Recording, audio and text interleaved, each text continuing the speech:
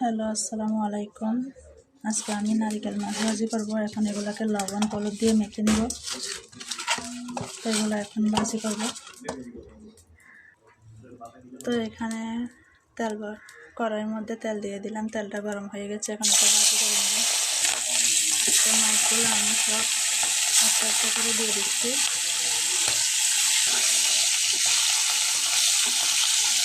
এটা ভাজি করে রান্না করলে অনেক ভালো লাগে মাছটা। তো আমরা নারিকেল মাছ বলি, আপনারা কী মাছ বলেন?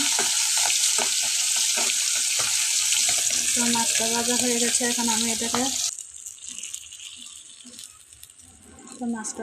গেছে, এখন আমি এটাকে রান্না করে নিব। তো এখানে পেঁয়াজ আর রসুন দিয়ে দিলাম, লতার গুঁড়া দিয়ে দিলাম, মরিচের গুঁড়ো দিয়ে দিলাম, রাঁধুনি মশলা দিয়ে দিলাম, এখন লবণ দিয়ে দিলাম।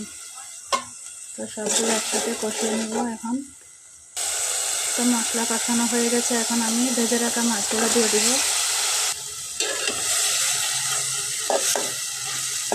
তো মাছগুলো হতে বেশি সময় লাগবে না, এটা আমি ভাজি করে এটা রান্না করতেছি, তাই এটা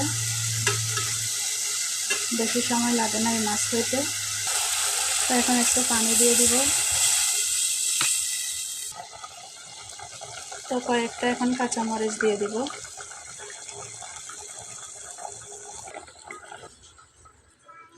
তো এই পর্যন্ত আমার মাছ রান্নাটা হয়ে গেছে। তো যদি আপনাদের কাছে ভালো লাগে তাহলে একটা লাইক কমেন্ট শেয়ার করে দিবেন। আল্লাহ হাফেজ।